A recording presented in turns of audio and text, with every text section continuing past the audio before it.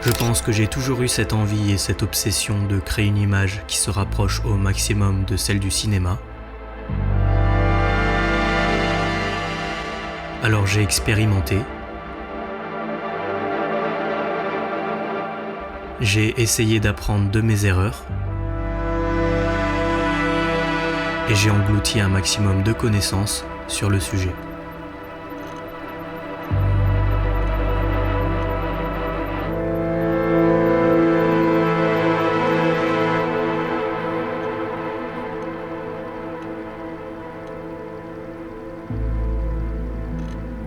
Aujourd'hui, les appareils numériques ont remplacé l'argentique et ils se perfectionnent de plus en plus vite.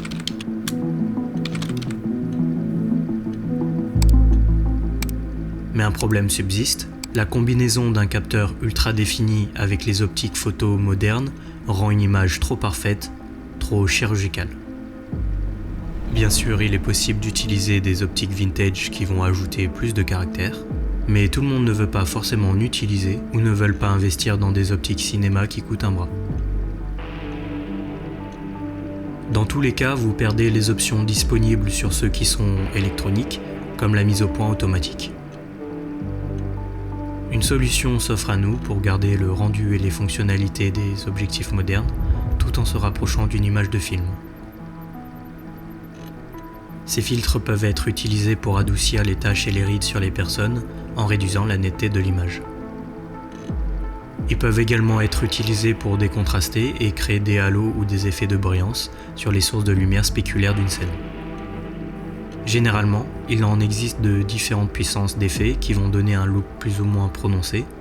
Le 1/8 modifie votre image de manière très subtile. Le 1/4 reste plutôt discret mais révèle tout de même les effets. Et le 1/2, 1 ou 2 ont des rendus très prononcés. Les filtres se sont largement démocratisés. Je me souviens qu'il y a encore quelques années, il n'y avait pas autant de choix et ils coûtaient très cher.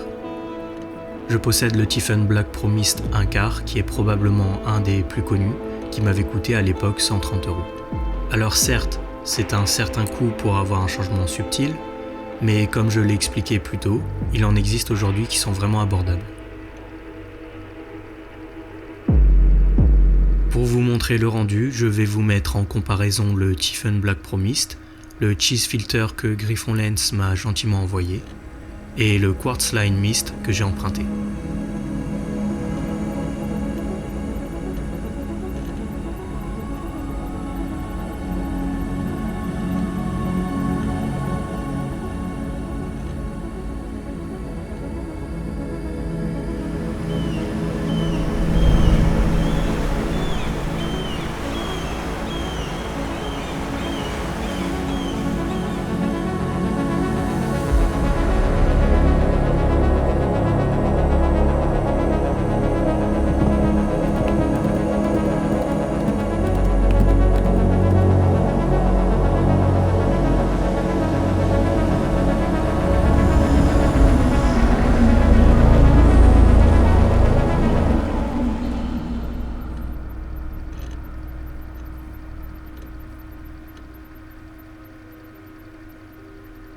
Chaque outil n'est pas parfait.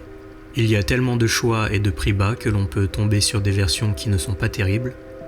Il faut soit en posséder pour chaque optique, ou alors les visser et dévisser lorsque l'on change de focale. Parfois ils sont bloqués et on perd un temps considérable en tournage, et la version 4x5 nous oblige à avoir une matbox sur notre appareil, ce qui peut rendre la configuration moins légère et donc moins pratique sur des tournages rapides. Selon le modèle que vous avez choisi, il peut parfois y avoir des variations de teintes qui peuvent être très prononcées. Également ce que j'appelle des effets fantômes, dont je n'ai pas le terme exact, peuvent apparaître sur votre image. Je pense que c'est une solution à prendre en compte si vous recherchez à avoir une image cinématographique, bien qu'elle ne soit pas obligatoire. Mais ça bien sûr, tout dépend de ce que vous recherchez.